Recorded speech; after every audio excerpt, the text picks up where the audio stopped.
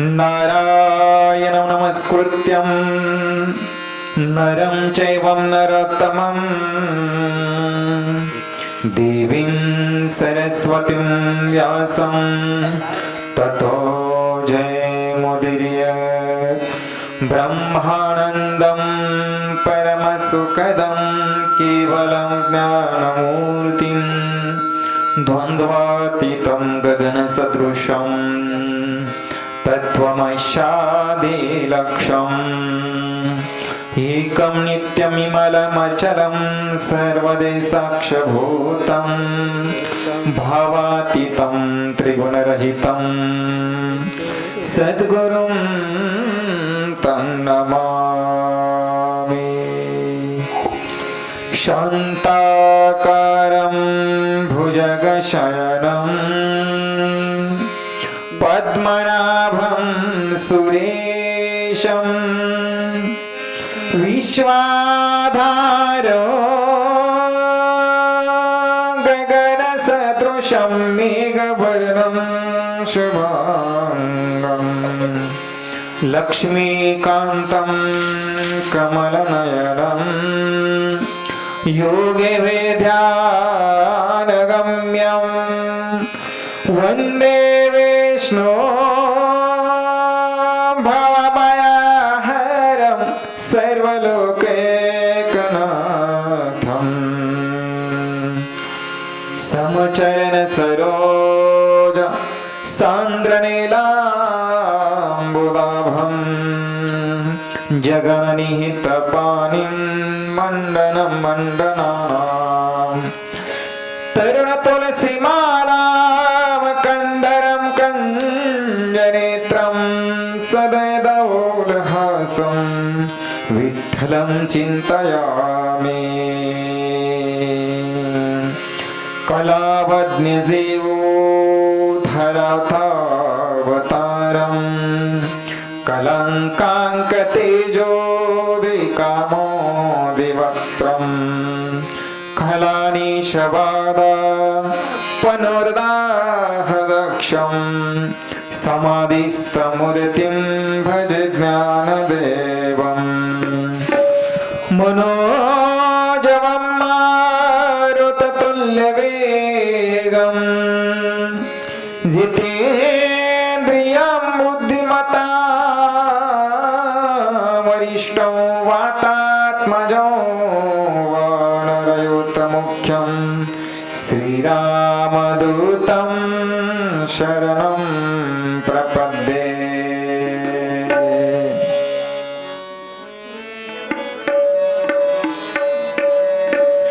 हरे राम राम राम सीता राम राम राम हरे राम राम राम सीता राम राम राम हरे राम राम राम सीता राम राम राम हरे राम राम राम सीता राम राम राम हरे राम राम राम सीता राम राम राम हरे राम राम राम सीता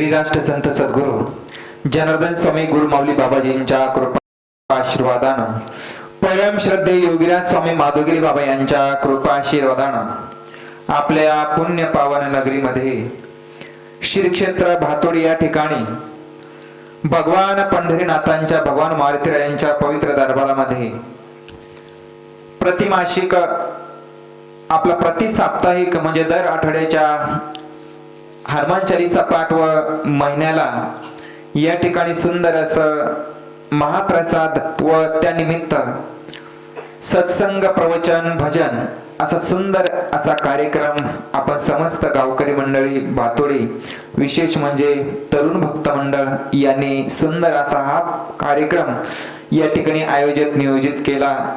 खर तर सर्व कार्यकर्ते मंडळींना सर्वांना धन्यवाद आहे, कारण कुठेतरी आपली हिंदी संस्कृती जी आहे कुठेतरी ही जीवित ठेवण्याचं काम ही मंडळी करतायत। काय करायचं आहे हनुमान चालीसेचं आपल्याला माहिती आहे, कारण भगवान हनुमंतराय आपल्याला बल बुद्धी देणारी ही देवता आहे। म्हणून आपल्या लहान मुलांना आज खरी जर गरज कशाची असेल ती संस्काराची आहे। आपण बघतो ही लहान लहान मुलं किती व्यसनाच्या अधीन जाते। व्यसन कोणतं? मोबाईलचं। लहान मुलाच्या हातात जरी आपण मोबाईल दिला तर ते लगेच रडायचं थांबतात। ते मोबाईल मध्ये एवढं दंग होऊन जातं, अनेक त्यामुळे बिमारी त्या लहान मुलांना होत आहेत, लहानपणीच डोळ्याचे आजार वगैरे। आणि माणसाचा मेंदू जो आहे लहानपणापासून त्या मोबाईलवर एवढा कनेक्ट होऊन जातो, त्याला नंतर पुढे चालून त्याची मेंदूची वाढ सुद्धा खुंटून जाते। म्हणून कुठेतरी ते व्यसन दूर करून आता ही छोटी छोटी मुलं आहेत या ठिकाणी येऊन बसतात आणि हनुमंतरायाच्या ठिकाणी हनुमंत चालीसाचा पाठ करतात आणि उरल्या वेळात अभ्यास करतात। म्हणून खूप सुंदर कल्पना आहे। म्हणून या ठिकाणी आपण हनुमंतरायाच्या आपल्याला 1 तासाची सेवा या ठिकाणी करायची। त्यासाठी श्रीमद भगवद्गीतेचा एक सुंदर असा श्लोक या सेवेसाठी मी निवडलेला आहे। भगवान चक्रचालक अनंत ब्रह्मांड नायक भगवान श्री कृष्ण गीतेच्या 4थ्या अध्यायामध्ये आणि 9व्या क्रमांकाच्या श्लोकामध्ये म्हणतायत, जन्म कर्मे च मे दिव्यम यो मां वेत्ति तत्त्वतः त्यक्त्वा देह पुनर्जन्मं नैति मामे अर्जुना।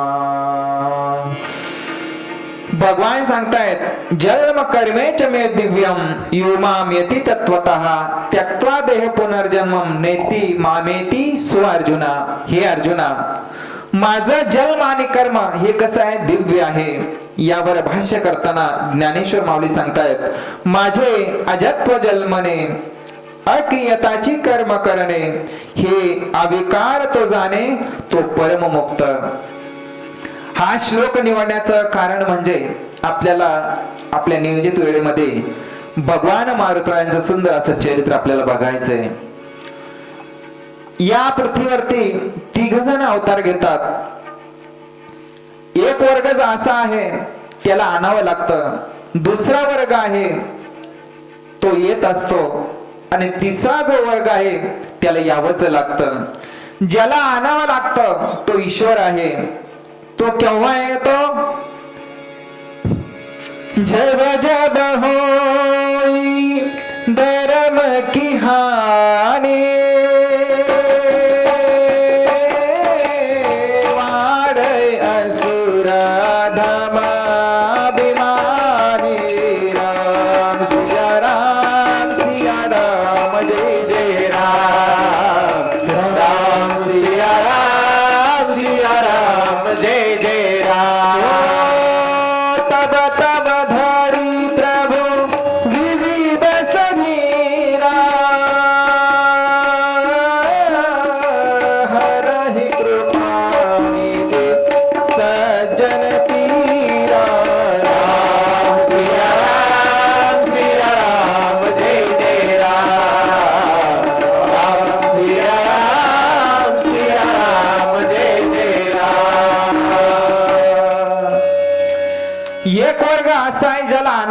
ज्या ज्या वेळेस धर्माची हानी होते, अधर्म वाढू लागतो, अनाचार वाढू लागतो, त्यावेळी सर्व संत ऋषी मुनी आणि ही पृथ्वीला सर्व सहन होत, परंतु पापाचा भार पृथ्वीला सहन होत नाही, म्हणून पृथ्वी गायीचं रूप धारण करते आणि भगवान विष्णूकडे जाते. सर्व संत जातात आणि प्रार्थना करतात, देवा तुम्ही आता लवकर रूप घ्या, लवकर अवतार धारण करा.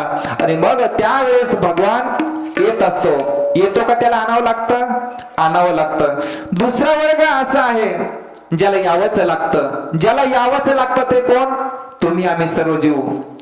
आपल्याला जोपर्यंत आपलं पुण्य आहे तोपर्यंत आपल्याला स्वर्गात राहता येतं, आणि ज्या वेळेस आपलं पुण्य संपून जातं त्यावेळी ते स्वर्गातले जे यम आहेत ना ते आपल्याला तिथून काढून देतात, ढकलून देतात. माऊली सांगतायत, जोपर्यंत आपलं पुण्य आहे तोपर्यंत आपल्याला स्वर्गात राहता येतात. मग त्या पुण्याची पावटी सरे, सवेची इंद्रपणाची उठीवरे, ते येऊ लागती माघारे मृत्यू लोकी. जसं आपण एखाद्या हॉटेलमध्ये गेलो, जोपर्यंत आपल्या खिशामध्ये पैसे आहेत तोपर्यंत आपल्याला त्या हॉटेलमध्ये राहू देतात, खाऊ देतात, आराम करू देतात. आपण एक दोन दिवस जोपर्यंत पैसे आहेत तोपर्यंत आपण तिथं राहतो, आणि आपले पैसे संपल्यानंतर ते आपल्या हॉटेलवाले राहू देणार आहेत का तिथं लॉज मध्ये, म्हणजे हॉटेलमध्ये म्हणा नाही. जसे ते आपल्याला काढून देतात, हाताला धरून बाहेर काढून देतात, तसंच आहे. जोपर्यंत आपल्याजवळ पुण्य आहे तोपर्यंत आपल्याला स्वर्गात राहता येतं, आणि मग पुण्य संपलं की मग परत मृत्यूलोकी यावंच लागतं. जन्म म्हणजे पुण्य आणि पाप समांतर झालं तर माणसाला पुन्हा हा मनुष्य देह मिळतो, कारण मनुष्य देह खूप दुर्लभ आहे. अनेक जन्म म्हणतात ना, 184 योनी फिरून मग माणसाचा वारा लागतो. 184 फिरून आलो मानव देहाला, 184 फिरून आलो मानव देहाला, पुणे गाजी रे बळी पडलो मोहाला, शरीर पुणे गाजी रे बळी पडलो मोहाला. तम गुण विकाराने बहुदेहाला सीनवल, माझ्या मौनगिरी बाबान मला माणूस बनवला, माझ्या माधुगिरी बाबान मला माणूस बनवला. मला साऱ्याने हिणवल, आज सत्य हे जाणवले, मला साऱ्याने हिणवल, आज सत्य हे जाणवले. माझ्या माधुगिरी बाबान मला माणूस बनवले, माझ्या माधुगिरी बाबान मला माणूस बनवले. जन झोपेतून जागे केले माझ्या सद्गुणी, जन झोपेतून जागे केले माझ्या सद्गुणी, जन झोपेतून जागे केले माझ्या सद्गुणी, जन झोपेतून जागे केले माझ्या सद्गुणी. दिला उपदेश ज्ञानाचा हात हातात धरून, दिला उपदेश ज्ञानाचा हात धरून. नाम तुम्ही जनार्दन, नाम तुम्ही जनार्दन, माझ्या मुखाने म्हणावं, माझ्या मौनगिरी बाबान मला माणूस बनवला, माझ्या माधुगिरी बाबान मला माणूस बनवला. मला साऱ्याने हिणवल, आज सत्य हे जाणवलं, मला साऱ्याने हिणवल, आज सत्य हे जाणवलं. माझ्या मौनगिरी बाबान मला माणूस बनवले, माझ्या माधुगिरी बाबान मला माणूस बनवले, माझ्या मौनगिरी बाबान मला माणूस बनवले. हा नाशिवंत देह मळमूत्राचे भांडार, हा नाशिवंत देह मळमूत्राचा भांडार, हा नाशिवंत देह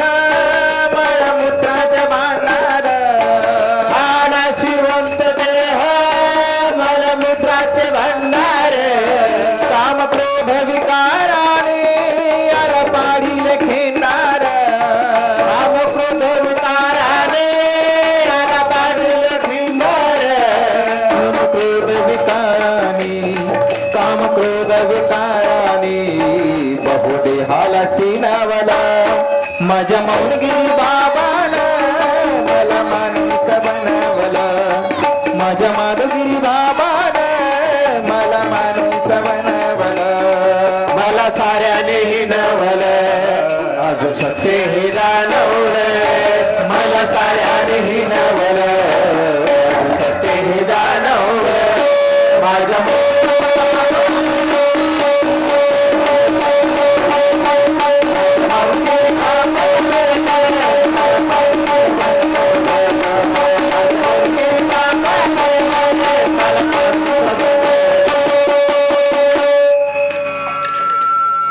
एक वर्ग असा आहे ज्याला यावंच लागतं, तो म्हणजे तुम्ही आम्ही. परंतु एक वर्ग असा आहे जो स्वतःच्या इच्छेने येतो, त्याला काय म्हणतात? संत म्हणतात. उजाळा आलो आता, खऱ्या खोटा निवाडा, किंवा आम्ही वैकुंठवासी आलो याची कारणासी, बोलिले जे ऋषी साच भावे वर्तवया. श्री हनुमंतराय हे कोण आहेत? संत आहेत. त्या हनुमंतरायांचं चरित्र, त्यांची दिव्य अशी ही जन्माची कथा आपल्याला या ठिकाणी श्रवण करायची आहे. एक वेळेस काय झालं, भगवान विष्णूने, हनुमंतरायाच्या आईचं नाव काय आहे? काय सांगा? तुम्हाला काही दंड नाही, उत्तर चुकलं तर चुकलं. आईचं नाव? बरं, हनुमंताच्या आईचं नाव अंजना. हनुमंताच्या आईचं नाव माहिती कोणाला? नाही. अहिल्या. जी अहिल्या प्रभू रामाच्या चरण स्पर्शाने तिचा उद्धार झाला, पतीच्या श्रापामुळे शिळा होऊन पडली, ती हनुमंताची म्हणजे हनुमंताची आजी म्हणजे अंजनीची आई, तिचं नाव अहिल्या. आणि हनुमंताच्या आईच्या वडिलाचं नाव, अहिल्याच्या पतीचं नाव माहिती पाहिजे आपल्याला. माधुगिरी बाबाच्या सत्संगातले मंडळी आपण, कोणी जर विचारलं तर मग सांगता आलं पाहिजे की नाही? अहिल्याच्या पतीचं नाव काय? बरोबर आहे, सांगा. गौतम ऋषी. माहिती नाही गौतम ऋषी? आपल्या त्र्यंबकेश्वरला साळ पिकवायचे. सकाळी साळ पिकवली, पेरली की संध्याकाळी पुन्हा कापायचे, कारण तपाचं सामर्थ्य. आणि त्या गौतम ऋषीला त्यांच्या हातून हत्या झाली. तो विषय आपला नाही, परंतु एक थोडंसं चरित्र तुम्हाला हे करावं म्हणून सांगतोय. त्यांच्या हातून काय झालं, गाय जे देव होते त्यांनी ब्रह्मा म्हणजे गणपतीने गायीचं रूप घेतलं आणि ते साळीत गेले. आता साळीत गेले, पीक खाऊ लागले. आता शेतकरी जेव्हा असतो, आपण पीक एवढ्या मेहनतीने उभं करतो, त्याची जोपासना करतो, आणि जर गुरंढोरं खायला लागला तर आपण आणतोच ना. म्हणून त्यांनी काय केलं, गवताची काडी होती अशी फक्त फेकली आणि गायीने दिली वर पाय करून, गेली मरून. हत्याचं पाप घडलं, पृथ्वीवर गंगा पृथ्वीवर आणली. सांगायचं तात्पर्य काय? हनुमंताच्या आजोबा आणि आजीचं नाव तुम्हाला सांगतोय. म्हणून अंजनी माता, आणि या अंजनीच्या मातेनं काय केलं, खूप संतांची सेवा केली. मनुष्य जन्मात आल्यानंतर आपण संतांची सेवा करावी. संतांची सेवा केल्यानंतर संत प्रसन्न झाले. संतांनी सांगितलं, त्याचं भविष्य सांगितलं. आपण म्हणतो महाराज माझं भविष्य पहा, आपल्याला लय हौस असते. म्हणजे विशेष म्हणजे आमच्या माता भगिनींना, कोणी गावात गोसावी आले, कोणी फिरायला आले, तर आपण म्हणतो महाराज आमचं भविष्य पहा. आता काय भविष्य पाहतात? डोकं पिकले, केस डबळे झाले, दात पडायला लागले, आता काय भविष्य पाहायचंय? आता काय भविष्य पाहायचं नाही, आता हातात माळ घ्यायची आणि भगवंत नामस्मरण करायचं. म्हणून कोणतरी संतांनी सांगितलं, तुला म्हणे लग्नाच्या अगोदरच मुलगा होईल, म्हणजे कुमार अवस्थेमध्ये तुला मुलगा होईल. आता ही कोणी ऐकल्यानंतर माता बहिणीला चांगलं वाटेल का? त्या अंजनी मातेने विचार केला, कसाचा मुलगा होतो मीच बघते म्हणे. वडिलांची परवानगी घेतली आणि एका निर्जळ स्थळी गेली आणि तप एका गुहेमध्ये अंजनी माता तप करू लागले. आता अंजनी माता तप करत असताना कठोर अशी तपश्चर्या चालू केली. इकडे काय झालं, हनुमंतरायाने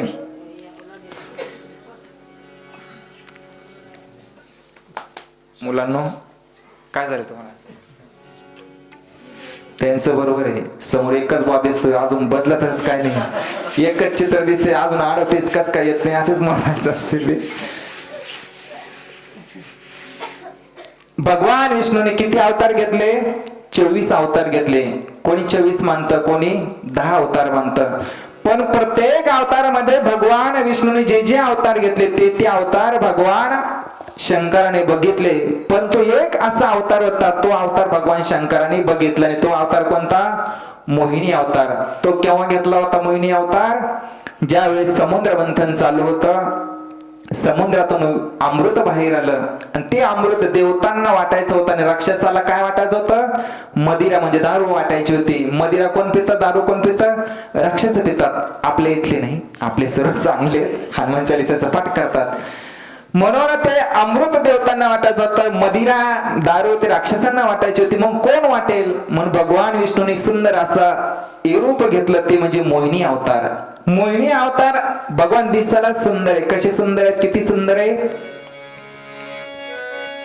किसने सजाया तुझको मोहन, किसने सजाया तुझको मोहन, बड़ा प्यारा लागे, बड़ा प्यारा लागे, बड़ा प्यारा लागे, बड़ा प्यारा लागे, बड़ा प्यारा लागे, बड़ा प्यारा लागे, बड़ा प्यारा लागे, बड़ा प्यारा लागे. किसने सजाया तुझको मोहन, किसने सजाया तुझको मोहन, बड़ा प्यारा लागे, बड़ा सोना लागे, बड़ा प्यारा लागे, बड़ा सोना लागे, बड़ा प्यारा लागे, बड़ा सोना लागे, बड़ा प्यारा लागे, बड़ा सोना लागे. भजना खूप सुंदर आहे. भजनामध्ये वेळ जाईल. भगवान किती सुंदर आहे. राजाचा सुकुमार मदनाचा पुतळा रवीश शिकाळा लोटलिया, किंवा सुंदर ते ध्यान उभे विटेवरी करकटेवरी ठेवून. एवढा भगवान सुंदर आहे. किती सुंदर आहे. नाम तुम्हारा पालनहारा, कब तेरा दर्शन होगा, जिसकी रचना इतनी सुंदर, हो कितना सुंदर होगा, हो कितना सुंदर होगा. एवढा सुंदर भगवान. भगवान सुंदराने, भगवान नारायणाने कोणाचं रूप घेतलं? मोहिनीचं. आज नारायण काय झाले? तर नारायणी झाले. भगवंताचं रूप भगवान शंकराने पाहिलं नाही, म्हणून भगवान शंकराला इच्छा झाली. भगवान शंकराने सांगितलं, देवा मला पण तुमचं रूप पाहायचंय, परत घ्या ना. वन्स मोर आपण म्हणतो ना, परत घ्या रूप. भगवान विष्णू सांगितलं नाही, ते तुम्हाला पाहता येणार नाही. ते एवढं सुंदर रूप आहे, त्याच्या तुम्ही भरून जाल. नाही म्हणे मला काही करा, पण मला ते तुमचं रूप पाहायचंच आहे. आता भगवान विष्णूचा नाईलाज झाला आणि भगवान विष्णूने ते सुंदर असं रूप धारण केलं. भगवान श्रीकृष्णाचे चरणच एवढे सुंदर होते. असं म्हणतात ना, आपल्या महिला नाही, परंतु तिकडे ज्या उत्तर प्रदेशच्या महिला ज्या असतात, ते पायाला काय लावतात? असं कुंकू लावतात. चौकडून लावतात की नाही? चौकडून कुंकू लावतात, मधात स्वस्तिक करतात. आपण नवरीला लावतो, नंतर नाही लावत. तसं कुंकू लावतात, कारण ते काय आहे? कुंकू लाल आहे. भगवान शंकराने ते चरण बघितले, कारण माता भगिनीचा चेहरा पुरुषाने परपुरुषाने बघू नये. काय बघावा? फक्त चरण बघावे. आणि त्या चरणावर काय असतं? कुंकू असतं, लाल असतं. लाल म्हणजे धोक्याचं प्रतीक. आपल्याला जर रेल्वे थांबायची असली तर आपण काय करतो? इमर्जन्सी लाल वस्त्र किंवा झेंडा असतो लाल, तो दाखवला की रेल्वे थांबते. तसं ते संकेत देतात, ही माता भगिनी आहे, हिचं तोंड बघू नको, चेहरा बघू नको, वाईट दृष्टीने बघू नको. बघितलं तर काय होईल? लाल वस्त्र कशाचं प्रतीक आहे? त्यागाचं प्रतीक आहे. म्हणून साधू संन्यासी काय वस्त्र धारण करतात? लाल. लाल म्हणजे अग्नी. अग्नीचं हे जे रूप आहे ते साधू संत धारण करतात. तुका म्हणे आम्ही झालो अग्नी रूप, लागू नये दे पाप पुण्य अंगा. म्हणून हे जे वस्त्र आहे ते कशाचं प्रतीक आहे? अग्नीचं प्रतीक आहे. म्हणून माता भगिनीच्या चरणाकडे परपुरुषाने फक्त चरणाकडेच बघावं, ते म्हणून आई म्हणून बघावं. माता भगिनीने आपल्या काळजाने, पण तिकडच्या महिला मंडळ काय लावतात? डोळ्याला काजळ लावतात. काजळ म्हणजे कसं असतं? कलंक काजळ शिकारी, काळं असतं. ते सांगतात ते कशाचं प्रतीक आहे? एखाद्या माता भगिनीच्या चेहऱ्याकडे जर तुम्ही वाईट नजरेने पाहता, तुमचं काळा झाल्याशिवाय राहणार नाही, असं ते प्रतीक असतं. म्हणून भगवान शंकराने त्या विश्व मोहिनीच्या चेहऱ्याकडे बघितलं आणि बघितल्यानंतर मागच लागले. आता भगवान मोहिनी रूपामध्ये पुढे पळतायत, भगवान शंकर मागे पळतायत. असं करता करता थोडे थांबले आणि भगवान शंकराने त्या मोहिनीच्या अंगाला स्पर्श केला. स्पर्श केल्याबरोबर भगवान शंकर हे कामोचित झाले आणि भगवान शंकराचे जे धातू आहे त्याचं स्खलन झालं. आता भगवान शंकराचं जे वीर्य आहे ते पृथ्वीवर पडलं तर पृथ्वी जळून जाईल एवढं ते तेज होतं. म्हणून भगवान शंकराने आपल्या भगवान नारायण एका द्रोणामध्ये ते घेतलं. आता भगवान शंकर थोडे लज्जित झाले. भगवान शंकराला सांगितलं तो विष्णूने, तुम्ही ते रूप पाहू नका, परंतु आग्रह धरला, आता करावं काय. आता जे भगवान शंकराचे जे वीर्य आहे ते कशाच्या स्वरूपात होतं, पाऱ्याच्या स्वरूपात. म्हणून आपण ज्यावेळेस माधवी आपल्याला शिकवलं, ज्यावेळेस आपण प्रतिष्ठा करतो भगवान शंकराची, त्या भगवान शंकराच्या पिंडीमध्ये जलधारी असते, त्याच्यामध्ये काय टाकतात, पारा टाकतात आणि वरतून ते लिंग ठेवतात. म्हणून भगवान शंकराचा जे धातू आहे तो म्हणजे पारा. तो पारा एवढा विषारी असतो, पारा जर खाल्ला तर माणूस मरून जातो. म्हणून तो पारा किंवा ते द्रोण, एका द्रोणामध्ये ते वीर्य घेतलं. आता याचं काय करावं म्हणून त्यांनी विचार केला. आता भगवान शंकराचा तेज याला एखाद्या सुरक्षित जागी ठेवायचा, परंतु कुठे ठेवा म्हणून त्यांच्या लक्षात आलं माता अंजनी तप करते. म्हणून भगवान विष्णू आणि भगवान शिव यांनी ब्राह्मणाचा वेश घेतला आणि ज्या ठिकाणी माता अंजनी तप करत होती त्या गुहेच्या बाहेर गेले आणि बोलू लागले, भिक्षाम देही, भिक्षाम देही.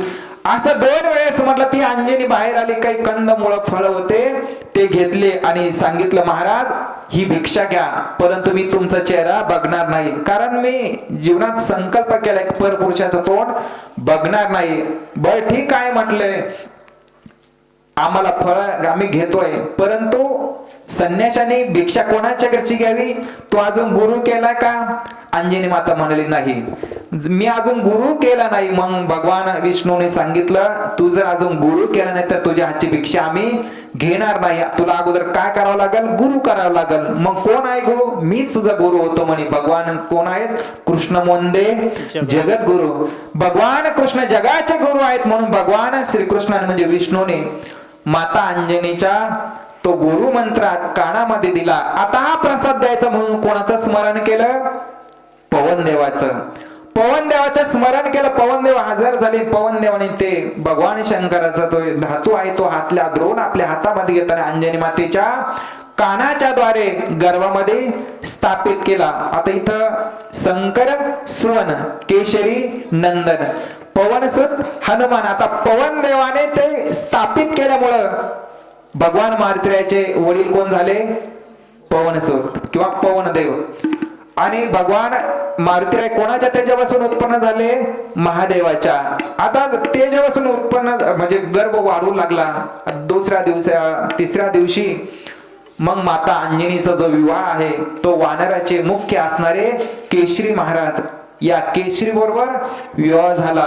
आणि केशरी बरोबर विवाह झाल्यानंतर पुढे काही दिवसानंतर म्हणजे 9 महिन्यानंतर चैत्र शुद्ध पौर्णिमा आणि याच पौर्णिमेच्या दिवशी सकाळी सूर्य उदयाच्या वेळी भगवान मारुतीरायांचा जन्म झाला. बोलिये भक्तवत्सल भगवान की जय. हे अंजनीच्या सुता तुला रामाचं वरदान, हे अंजनीच्या सुता तुला रामाचं वरदान. एक मुखाने बोला बोला जय जय हनुमान, एक मुखाने बोला बोला जय जय हनुमान. हे अंजनीच्या सुता तुला रामाचं वरदान, अंजनीच्या सुता तुला रामाचं वरदान. एक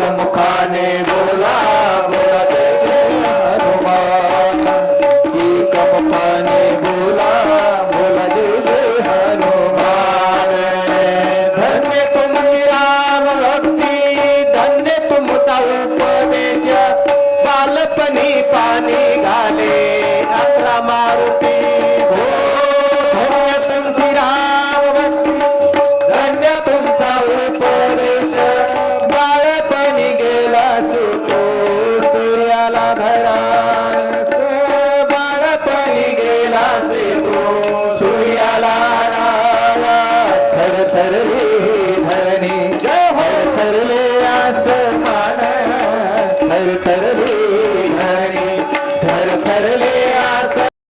कोण? ब्रह्मदेव.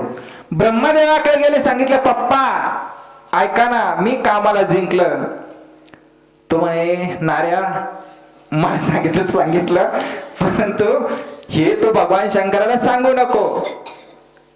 म्हणे मुलगा जर पास झाला, चांगल्या क्रमांकानं मार्क मिळवले तर बापाची छाती फुगती. म्हणे माझा बापा असा खडूस आहे, माझं कौतुक करण्याच्या अगोदर मला सांगतो, याला सांगू नको त्याला सांगू नको, जाऊ दे बापाच काय ऐकायचं. आणि गेला भगवान शंकराला सांगितलं. अभिमान होता कामाला जिंकण्याचा. भगवान शंकरा गेले, शंकराला सांगितलं महादेवा. म्हणे काय? मी आज कामाला जिंकलं म्हणे, तुमच्यापेक्षा मी श्रेष्ठ आहे. महादेव म्हणे कसा? तुम्ही कामाला जिंकला नाही, तुम्ही काम जाळूनच टाकला, परंतु पठ्ठ्यानं काम जिंकला म्हणे. महादेवाला वाटलं हे फुगलं, याचा फुगा फोडावा लागेल. म्हणून भगवान शंकराला सांगितलं ठीक आहे, मला सांगितलं तर सांगितलं, परंतु आता कोणाला सांगू नको? विष्णूला सांगू नको. हवी ना असं जळकुट आहे म्हणे, याला पण काही सहन होत नाही. मी सांगणार, माणसाला नाही म्हणलं तर माणूस ते आदर करणार. कारण अर्धाची काय केली होती? स्तुती केली होती. स्तुती कोणाला प्रिय नाही? स्तुती ते अजून लग्नच झालेलं नाही. स्तुती सर्वांना प्रिय वाटते. एका गावामध्ये असा सेविकेचा कार्यक्रम चालू होता. एका माणसाला सुंदर 3 मुली होत्या, दिसायला एवढ्या सुंदर होत्या, नक्षत्रासारख्या सुंदर होत्या, परंतु त्या तिघींमध्ये 3 खोडी होत्या. काय होत्या? 3 खोडी होत्या. एक होती बोबडी, एक होती तोत्री आणि एक होती घेंगानी. मग कळतं ना तुम्हाला? ऐकू द्या, सासू द्या ना. आता ते असणारे मग म्हातारे असणारे. आता ते पाहायचा कार्यक्रम झाला, त्यांना हसू येणार आहे. त्या तिघी 3 खोडी त्यांना. आणि मग पाहुणे गेले. पाहुणे गेल्यानंतर ते सुंदर असा स्वयंपाक केला. सुंदर स्वयंपाक करण्यामध्ये एवढ्या सुंदर होत्या, परंतु ते पाहुणे जेवायचे खावायचे, पोहे काय चहा पाणी तुम्हाला माहितीये. आणि नाव विचारलं ते पळून जायचे. त्यांचं नाव विचारलं पाहुणे पळून जायचे, परत मागच पाहत नव्हते. आता वडिलांना कंटाळा, बिचारा किती पोहे खाऊ घालणार आहे, किती जीव घालणार आहे. त्या पोहे खाऊ घालण्यामध्ये त्याचं घरातला काय असं नसं संपून जायचं. आता त्यांनी सांगितलं पोरी हो, तुम्ही आता काय करायचं? गप बसायचं, हाताची घडी तोंडाला कुलूप, अजिबात बोलायचं नाही. तुम्ही जर अशा बोलल्यात तुमची सोयरीकच, तुमचं लग्नच करणार नाही. पोरीला म्हणलं वाटतं ठीक आहे, बाबाने सांगितलं ना, पप्पाने सांगितलं बोलायचं नाही तर बोलायचंच नाही. मग त्या परत पाहुणे आले. सावरगावचे पाहुणे आले. परत आल्यानंतर पाहुणे जरा हुशार होते. सावरगावचे लोक हुशारच असतात तसे. ते आले आणि आल्यानंतर एक म्हातारा, त्याच्यात सोयरिकीमध्ये म्हातारा घेऊन जा.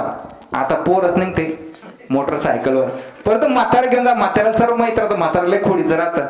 मग त्या म्हाताऱ्याला म्हणत होतं. पाहुणे गेले, त्या पोरीने सुंदर असा स्वयंपाक बनवला, कढी बनवली, काय वडे बनवले, काय तुम्हाला आता सांगत नाही, तोंडाला पाणी. सुंदर असा स्वयंपाक बनवला. पाहुणे जेवायला बसले. जेवल्यानंतर पोरीला नाव विचारलं, पण पोरीला पप्पाने सांगितलं तर बोलायचं नाही, अजिबात बोलायचं नाही. तिघी जणी होत्या, कोणीच बोले ना. ते म्हातारा जरा खोडीच होतं, सावरगावचं होतं ना. त्याला वाटलं आता काय करावं, पोरी बोलतच नाही, आता काय बोलायला पाहिजे नाही. कृष्ण महाराज ते बोलतच नव्हते. आता त्यांनी विचार केला म्हाताऱ्याने, त्याची खोपडी जरा 72 सालची होती. ते याला कशाला कसं बोलायला लावायचं यांना. म्हातारा म्हणले काय सुंदर स्वयंपाक केला म्हणे, एवढा सुंदर स्वयंपाक आजपर्यंत मी खाल्लाच नाही. आणि कढी, काय त्या कढीचं वर्णन करावं, काय ती पिवळी धमक कढी, तिच्यामध्ये कढीपत्ता असा डुबून मेला, तिचे जिरं असं वरती तरंगतंय. कोणी बनवली असेल कढी, कोणी बनवली असेल कढी. त्या बोबडीनं कढी बनवली होती. ती पळतच आली, तडी तडी तडी तडी, मी बनवली तडी, थाना मला थाना तडी, खूप था तडी तडी, मी बनवली तडी. आता ती घेंगानी होती ना, घेंगानी पळत आली. तू म्हणली पण काय थांबीत नव्हतं, म्हणत नाही, तूच म्हणली, तूच द्वारा केला. आता तिसरी होती, तोत्री होती. तुम्ही तर बोलल्या, तुम्ही तर बोलल्या, मी दैत्य बोलले, तुम्ही तर बोलल्या. ते पाहुणे असे धोतर घेऊन पळाले. परत सावरगावला परत इथं परत भातोडीत आलेच नाही. कशामुळं खोकलून घ्या. कशामुळं? स्तुतीमुळं. स्तुती केल्यामुळं काय झालं, सोयरिकेचा देवारा झाला ना. तसे नारदाची स्तुती केली कामानं. नारद सुद्धा कशातून गेले, कामातून गेले. विष्णूकडे गेले. विष्णू सांगितलं मी काम जिंकला. आता विष्णूला वाटले याचा फुगा फोडावाच लागतो. बर म्हणे. मग भगवान विष्णूकडे कामदेव आले. भगवान विष्णूने स्वतःच्या आसनावर नारदाला बसवलं. त्याला वाटलं वा, पठ्ठ्याने काम जिंकला. आता विष्णूच्या जागी मीच आता कामावर विजय मिळवला. आता विष्णू सारखाच मी झालो ना. विसरून गेला. नारदजी परत जाण्यासाठी निघाले. भगवान विष्णूने काय केलं, आपल्या आपल्या शक्तीद्वारे एक सुंदर असं नगर निर्माण केलं. त्या नगराचा जो राजा होता त्याचं नाव शीलनिधी. शीलनिधी राजा. आणि त्या राजाची एक मुलगी होती, तिचं नाव विश्वमोहिनी. त्या राजानं त्या मुलीचं स्वयंवर त्या ठिकाणी ठेवलेलं होतं. आता नारद गपचित जायचं ना. आता कामाला जिंकलंय. साधू संन्याशाने कशाला जायचं एखाद्या पार्टीमध्ये किंवा याच्यामध्ये. पण तो नारद म्हणजे वाटलं आपण कामाला जिंकलो, आपल्याला काम काय करू शकतो. आता काम म्हणजे वासना. आपल्याला समजते ना, काम म्हणजे कापूचे असणं, गहू खुरपणं, ते काम नाही बरं का. काम म्हणजे वासना. वासनाला, इंद्रियाला मी जिंकलंय. आता मला काम काय करू शकेल म्हणून नारद म्हणून तिथे गेले. तिथे गेल्यानंतर तो शीलनिधी राजा होता. त्या राजाने नारदांचं स्वागत केलं. नारदा, खरोखरच आज मी धन्य झालो. कारण काय, उजळले भाग्य आता, उजळले भाग्य आता, उजळले भाग्य आता, उजळले भाग्य आता.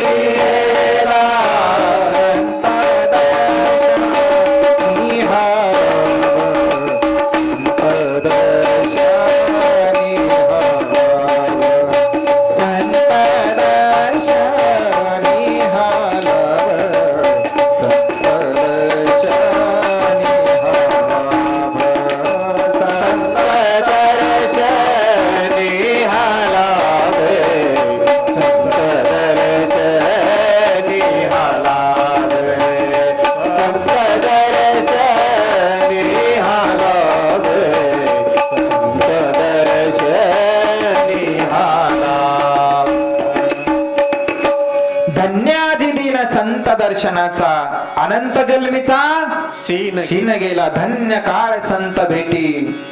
नारद मुनीला ते शीलनिधी राजे बोलू लागले, नारदा अहो आज मी धन्य झालो, कारण तुमचं दर्शन आज मला घडलंय.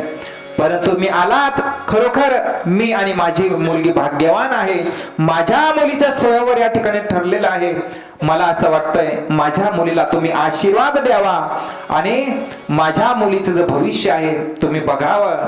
नारदाने बघितलं त्या विश्व मोहिनीकडे, हात दाखवला पुढे, परंतु एवढी सुंदर होती. कशी सुंदर, महादेवाला तुम्हाला सांगितलं तर वर्णन करून, एवढी सुंदर ती विश्व मोहिनी, विश्वाला मोहित करणारी विश्व मोहिनी. नारदाने हात बघितलं, सोडून दिलं, तिच्या तोंडाकडे बघू लागले. शिलीने सांगितलं महाराज तोंडाकडे नका बघू, हाताकडे बघा, भविष्य सांगा. नारद मुनी भानावर आले आणि हाताकडे बघितलं, त्या हातावर लिहिलं होतं, जो कोणी हिच्या सोबत विवाह करेल तो संपूर्ण विश्वाचा कोण बनेल, अधिपती बनेल, मालक बनेल. परंतु नारदाने भविष्य उलट सांगितलं. नारदाने सांगितलं जो कोणी हिच्या सोबत विवाह करेल तो संपूर्ण पृथ्वीचा कोण बनेल, राजा बनेल. आणि मग नारदाला वाटलं काय फरक पडतो, इथपर्यंत आलोय, आपण थांबू या विवाहासाठी किंवा या स्वयंवरासाठी. नारद सुद्धा त्या स्वयंवरासाठी थांबले. दुसऱ्या दिवशी पूर्ण जे राजे महाराजे होते, देश देशाचे राजे महाराजे त्या स्वयंवरासाठी आले. सर्व अशा एक लाईनीत बसले, अशा लाईनीच्या पंक्तीच्या पंक्ती बसले पुढच्या वरती. आणि त्या विश्व मोहिनीने आपल्या हातामध्ये वरमाला घेतलेली आहे आणि ती विश्व मोहिनी आता स्वयंवरासाठी निघाली. ज्याच्या गळ्यात विश्व मोहिनी माळ टाकेल तो तिचा पती होईल. म्हणून नारद मुनी पहिल्या चाऱ्याने जाऊन बसले. आले कशासाठी होते, सहज आले होते, पण ते विश्व मोहिनीकडे बघितलं आणि तिच्या प्रेमात त्या बघून एवढे मोहित झाले. त्यांनी विचार केला आता लुंग्या झालं कोणतरी पाहिजे का नाही, कौरलोक एकटं राहायचं काय मजा असते, संन्यासामध्ये काही मजा नसते, गृहस्थ जीवनामध्ये काय मजा असते, काहीच करावं लागत नाही. आता दररोज मलाच खिचडी बनवावं लागते, मलाच भगर बनवावं लागते, मलाच साबुदाणा बनवावं लागतो. आता कोणीतरी पाहिजे की नाही, कौरलोक असं एकट्याने जगायचं. मग त्या नारद मुनीने विचार केला आणि त्यांनी सांगितलं काय ठीक आहे, मी घेऊ लग्न करून. आता अगोदर काय म्हणत होते, पठ्ठ्याने काम जिंकला, विष्णूला सांगितलं, महादेवाला सांगितलं, बापाला सांगितलं, आता काय म्हणतात लग्न करायचं. म्हणून नारद मुनी पहिल्याच पंक्तीत जाऊन बसले. आता भगवान विष्णू आहेत ते, त्यांना कोणाची कशी खोड जोडायची त्यांना बरोबर जमत. म्हणून भगवान विष्णूने ते मोहिनी रूपात आलेल्या भगवंतांनी नारदाकडे बघितलं, ती लाईनच सोडून दिली नारदाची. नारदाला वाटलं, परत नारद अगोदर भगवान विष्णूकडे गेले होते. विष्णू सांगितलं देवा स्वयंवर आहे मोहिनीचं आणि मला काय द्या, तुमचं रूप द्या. भगवंताने सांगितलं ठीक आहे नारदा, तुमची जशी इच्छा आहे तशी पूर्ण होईल. म्हणून भगवान विष्णूने काय दिलं, हरी रूप दिलं. हरीला माकड पण म्हणतात. जो हरीचा पहिल्या वेलांटी रिची ती जर अशी केली तर हरी, आणि दुसरी वेलांटी दिली तर हरी म्हणजे माकड. भगवंतानी काय दिलं, माकडाचं रूप दिलं. कोणाला, नारदाला. अंगात पूर्ण सुंदर आहे, सोन्यासारखी कांती नारदाची आहे, परंतु जे मुख होतं, चेहरा होता ते कशाचं होतं, माकडाचं होतं. आता माकडाचे झाले. नारदाला वाटलं माझ्यासारखं सुंदर कोणीच नाही, आता जगाच्या मालकाने भगवान विष्णूने मला रूप दिले, माझ्यासारखं सुंदर कोण असणार आहे. म्हणून पहिल्याच लाईनीत जाऊन बसले. कोण, नारद मुनी. विश्व मोहिनी आली, हातामध्ये फुलाची माळ होती. आणि पहिल्या लाईनीमध्ये कोण होतं, नारदजी. त्या मोहिनीने पाहिलं, म्हणे अपशकुन झालं, म्हणे पहिल्याच पंक्तीत कोण भेटलं, माकड भेटलं. ती लाईनच सोडून दिली, दुसऱ्या लाईनीत गेली.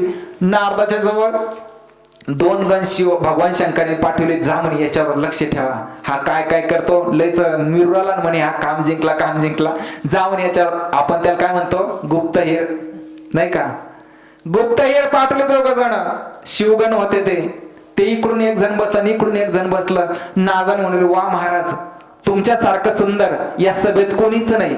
ते नारदाची छाती फुलायची. नारदाला वाटलं आता माझ्याशिवाय दुसरीकडे माळ जात नाही. महाराज थांबा. ते नारदाचं उठून उभं राहायचं, इकडे पाहायचं, आता येईन मग येईन. अहो महाराज थांबा, तुमच्यासारखं सुंदर कोणीच नाही. ती तुमच्याच गळ्यात माळ टाकेल, पण नारदाला काही दमच नाही घेणार. उठून उभा राहायचा, खाली बसायचं, उठून उभा राहायचं, खाली बसायचं. तिनं पाहिलं, पहिल्याच पंक्तीत माकड अपशकुन झालं, दुसऱ्या पंक्तीत गेली. नारद म्हणाले काही कळतं की नाही, काही रूपाची पारख आहे का नाही हिला. कन्यावरे ते रूपम माता वित्तम पितुश्रुतम बांधवम कुलमिच्छन्ति मिष्टान्न इतरे जनाहा. कन्याला काय पाहिजे, मुलीला काय पाहिजे, मुलाच्या घरी किती प्रॉपर्टी हे नाही पाहिजे, तिला फक्त जोडीदार आपल्या मनासारखा पाहिजे, नाही का, दिसायला सुंदर पाहिजे. म्हणून आणि आईला काय वाटतं, माझ्या मुलीला चूल पोताळ्याचं काम नको, गॅस पाहिजे, खाली फडची पुसाचं काम नको, फडची पाहिजे, चांगला मोठा बंगला पाहिजे.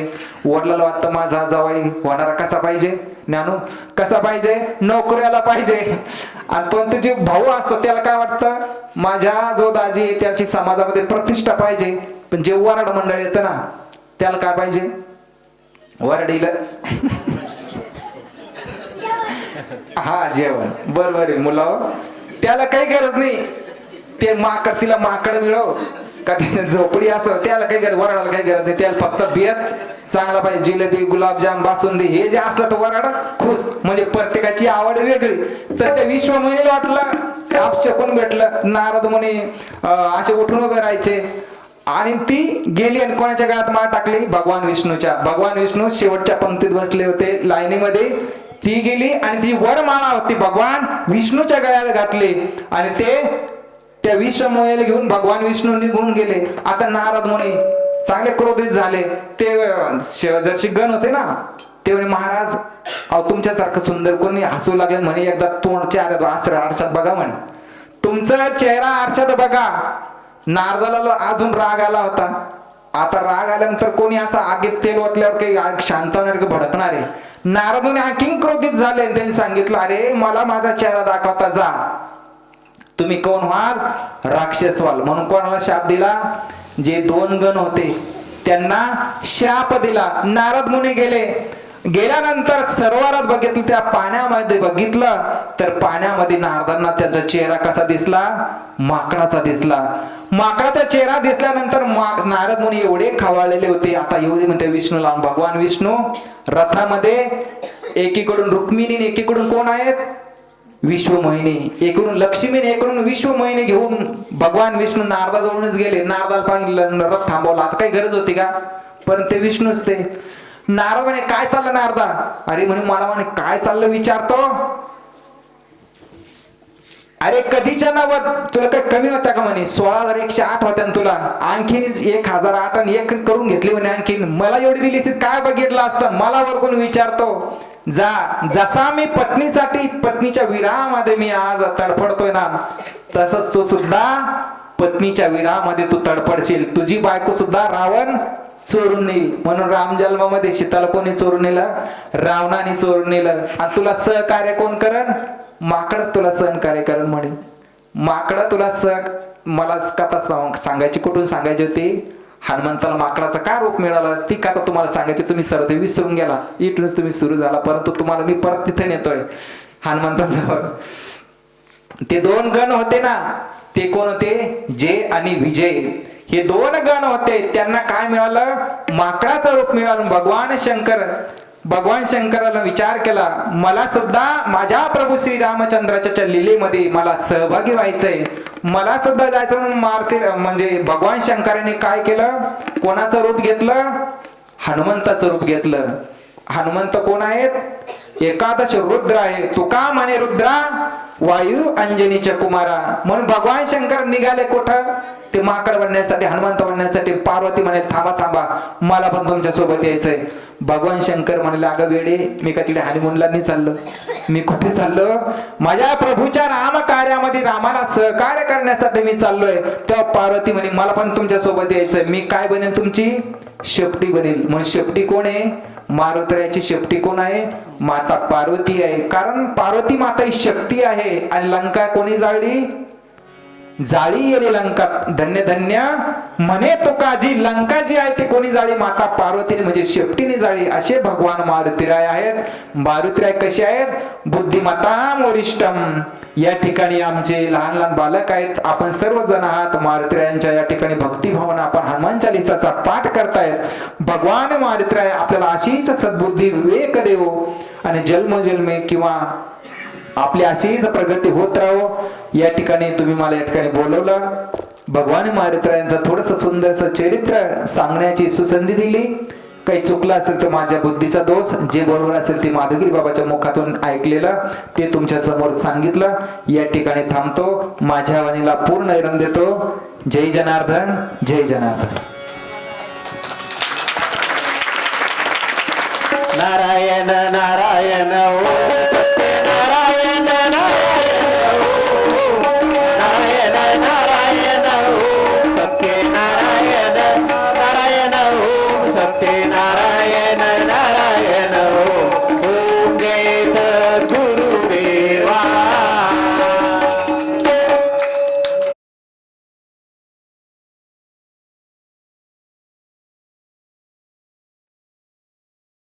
सर्वांचं आभार प्रदर्शन होणार आहे. तत्पूर्वी दोन शब्द. सद्गुरु जनार्दन स्वामी महाराज की जय. बजरंग बली की जय. ऐका,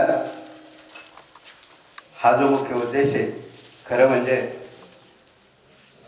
स्वर सम्राट राघवगिरी बाबाचं भातोडीवर प्रेम आहे किंवा भातोडीचं राघवगिरी बाबावर प्रेम आहे हे मला काही सांगता येणार नाही. ते परमेश्वरालाच असो. भातोडीच्या लोकांनी त्यांना फोन करावा आणि त्यांच्या मुखातून शब्द नाही यावा असं कधी झालंच नाही.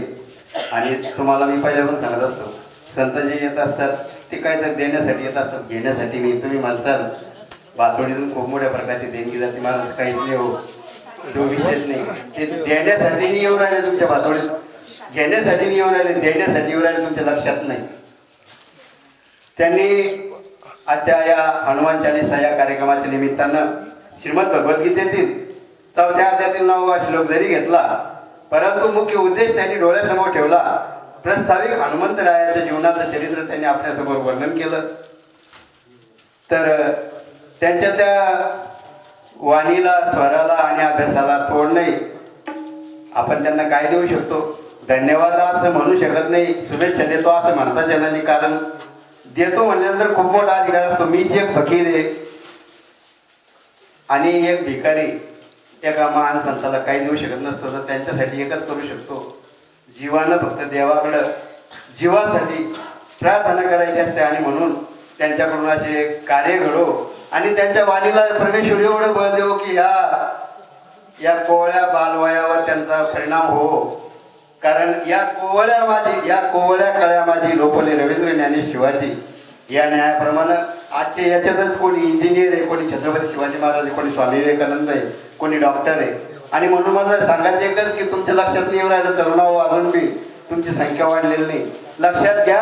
अरे तुम्ही MPSC कोणती परीक्षा देणार असेल, इंजिनियर होणार असेल, मास्टर होणार असेल, डॉक्टर होणार असेल, औषध निर्माण शास्त्र होणार असेल किंवा पायलट होणार असेल, तर बाबांनी सांगितलं बालपणी गेला तू सूर्याला धरायला. कोणता पायलट होता?